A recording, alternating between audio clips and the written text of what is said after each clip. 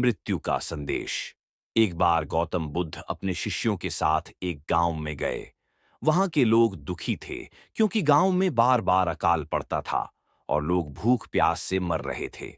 गांव के मुखिया ने बुद्ध से पूछा, भगवान, हम इतनी मेहनत करते हैं, फिर भी हमारे जीवन में इतना दुख क्यों है? मृत्यु बार बार हमारे प्रियजनों को हमसे छीन लेती है। क्या इसका कोई समाधान नहीं? बुद्ध मुस्कुराए और बोले, मैं तुम्हें एक उपाय बताऊंगा, लेकिन पहले मुझे गांव के उस घर में ले चलो जहां कभी किसी की मृत्यु न हुई हो। गांव के लोग चौंक गए। वे एक दूसरे को देखने लगे, लेकिन कोई ऐसा घर नहीं था जहां किसी की मृत्यु न हुई हो। अंत में एक वृद्ध महिला आगे आई। उसकी आंखों में आंसू थे।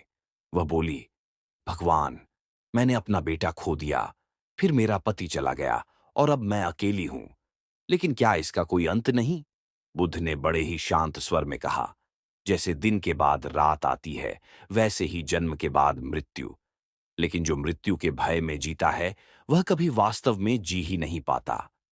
फिर उन्होंने एक बीज उठाया और कहा, देखो, यह बीज मिट्टी में दबेगा, सड़ेगा और फिर नया जीवन जन्म लेगा।